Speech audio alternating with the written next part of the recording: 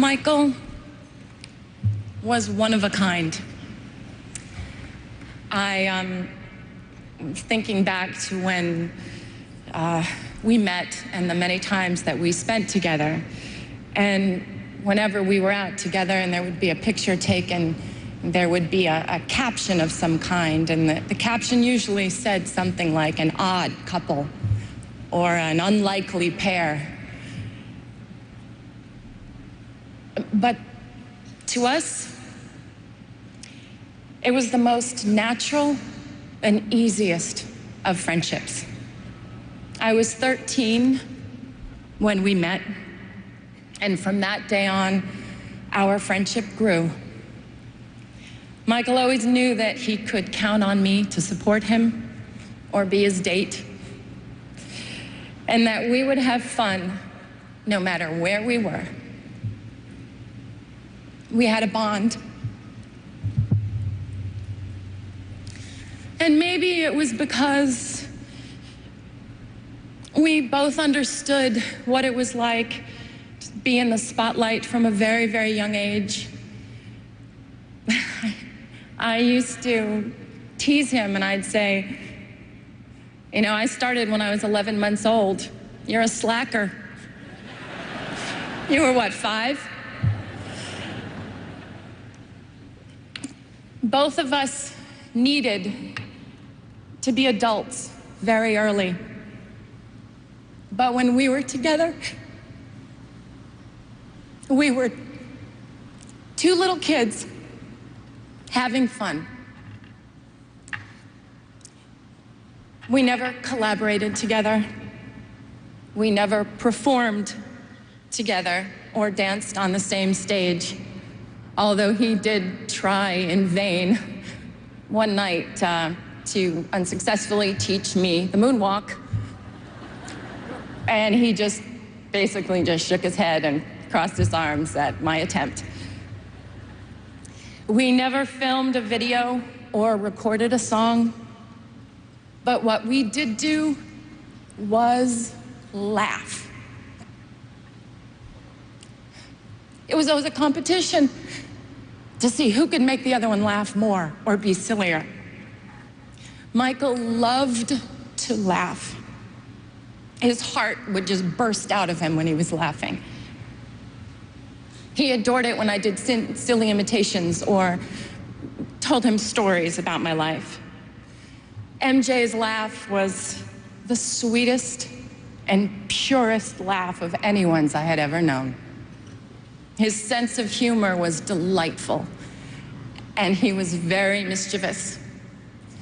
I remember it was the night before Elizabeth Taylor's wedding, and he had called me prior and asked if I would join him. He didn't want to be alone for all the festivities. And it was the night before the big day, and Michael and I tried to sneak in to get the first peek of the dress. And we were just giggling like crazy, and we almost passed out in hysterics when we realized that Elizabeth was actually asleep in the bed. We thought she was in an entirely different room. And we had to laugh and sneak out. Then at the point of the wedding, when there was the first dance, basically we had to joke that we were the mother and father of the bride. Yes, it may have seemed very odd to the outside, but we made it fun and we made it real. When he started wearing the glove, I was like, what's up with the glove? I was like, look, if you're gonna hold my hand, it better be the non-gloved one, because sequins really hurt me. He would dig in. He'd just shake his head and he would just smile. He loved to be teased. Seeing him smile made you feel like everything was going to be all right.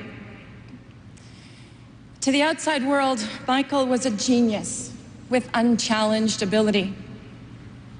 To the people who were lucky enough to know him personally, he was caring and funny, honest, pure, non-jaded, and he was a lover of life. He cared so deeply for his family and his friends and his fans.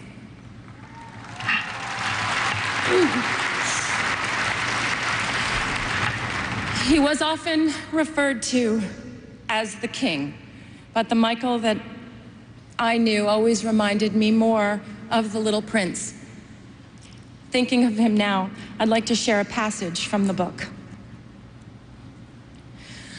What moves me so deeply about this sleeping prince is his loyalty to a flower. The image of a rose shining within him like the flame within a lamp, even when he's asleep. And I realized he was even more fragile than I had thought. Lamps must be protected. A gust of wind can blow them out. Michael's sensitivity was even more extraordinary than his talent. And his true truth resided in his heart. As the little prince also said, eyes are blind. You have to look with the heart. What's most important is invisible. Michael saw everything with his heart. To his family, his brothers and sisters, Catherine, Joe, and to his children, Prince, Paris, Blanket, my prayers are with you.